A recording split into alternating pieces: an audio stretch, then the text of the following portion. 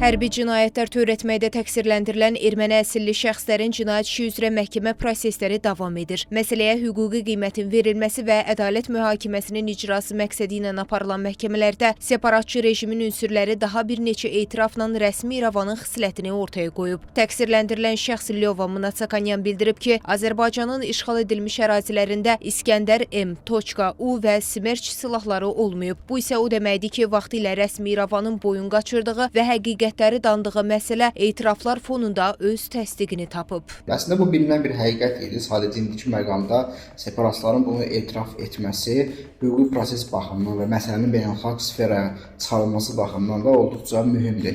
Azərbaycan aydın məsələdir ki, təkcə separatistlərlə və ya Ermənistanla müharibə aparmırdı, həm də onlara dəstək verən qüvvələrlə müharibə aparırdı və belə olan təqdirdə də deyə bilərik ki, rəsmi Bakı separatistlara hansı ölkələrdə silah verdiyini müəyyən etdikdən sonra hüquqi prosedur başlaya bilər və Beynəlxalq Cinayət Məhkəməsinə bu və ya başqa formada müraciətlər ünvanlaya bilər. Bakı şəhərində separatçı rejim üzərində gedən məhkəmə prosesi və qondarma rejimin nümayəndələri Sakyanın və Mnatsakanyanın bəyanatları bir daha onu təsdiq edir ki, Azərbaycanın dinc sakinlərinin, həm Gəncə sakinlərinin, həm də Bərdə sakinlərinin qətlə yetirilməsində birbaşa rəsmi İrəvanın və separatçı rejimin günahı vardır. Və bununla əlaqədar əlbəttə ki, Azərbaycan gələcəkdə beynəlxalq məhkəmələrə müraciət edə bilər. 4, 11 və 17 oktyabr 2020-ci ildə Ermənistan hərbi qüvvələri ballistik raket və ağır artilleriyadan Gəncəni atəşə tutaraq 32 nəfərin ölümünə və xeyli sayda insanın yaralanmasına səbəb olub. 5 oktyabr tarixində ağır artilleriya ilə vurulan Gəncənin Böyük Bazar Ticarət Mərkəzində isə yaralanmış 3 nəfər xəstəxanaya yerləşdirilib. Anama Gəncə hücumları zamanı Smerç bombalı və Scad-B ballistik raketlərindən istifadə edildiyini açıqlayıb. Lakin rəsmi olaraq İrəvandan açıqlama gəlməyib. Dinc əhaliyə qarşı istifadəsi qadağan olunan bu silahlardan Bərdə hadisələri zamanı da istifadə edildiyi məlumdur. 28 oktyabr 2020-ci ildə Bərdəyə hücumdan sonra Human Rights Watch təşkilatının araşdırmaçıları ərazidən Smerç kasset bombalı raketlərinin qalıqlarını tapıblar. Bədbəxt hadisə nəticəsində 21 mülki şəxs vəfat edib, 70 nəfər yaralanıb. Bənzər olay 2021-ci ildə müşahidə olunub. Şuşa şəhərində 4 fərqli istiqamətdə uzaq mənzilli raketə məxsus qalıqlar aşkar edilib. Tədqiqatların nəticəsi kimi bunun 9M723 modelli İskəndər raketinin qalıqları olduğu müəyyənləşdirilib. Onlarda olanlar minalardı və yaxud da xırda silahlardı. Gəncədə, Şuşada, eləcə də Bərdiyə atılmış silahlar, bu da ki, bilirik ki, Rusiyada istehsal olunan İskəndər raketləridir.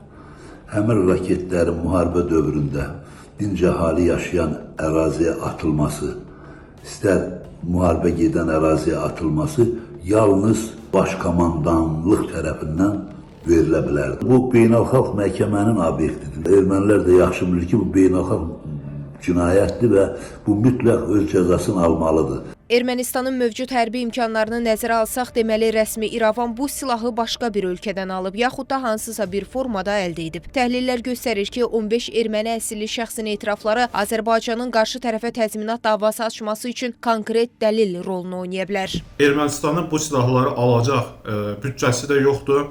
Hərbi büdcəsində də, yəni Ermənistanın hərbi büdcəsi o qədər geniş tərkibli deyil ki, onlar bu silahlara sahib olsunlar. Belə aydın olur ki, həmin silahlar Azərbaycana qarşı istifadə edilmək üçün müxtəlif dövlətlər tərəfindən Ermənistana göndərilib və Azərbaycana qarşı, Azərbaycan əhalisinə qarşı həyata keçirilən həmin o terror aktlarının əsas təşkilatçısı, onun icraçıları məhz Ermənistanın hərbi siyasi rəhbərliyi olub. Bu Azərbaycana tam əsas verir ki, beynəlxalq müstəvidə, beynəlxalq məhkəmələrdə təzminat məsələsini qaldırsın. Bir də məsələnin beynəlxalq səviyyədə həllini tapıb tapmayacağı məsələsi gündəmə gəlir. Əfsuslar olsun ki, adında ədalət kəlməsinin yer almasına baxmayaraq, ədalətdən uzaq qərarları ilə gündəmə gələn Beynəlxalq Ədalət Məhkəməsindən şəffaf yanaşmanın sərgilənəcəyini gözləmək bəlkə də sadəlövlük olardı. Ancaq bütün hallarda Azərbaycanın haqlı tələblərini yenidən aktuallaşdıracağı qaçılmazdı. Təhlillər göstərir ki, rəsmi Bakının ədalət mühakiməsi hələ uzun müddət bir çoxlarının gizlətdiklərini gün işığına çıxaracaq. Zeynəb Mirzəyeva, Real.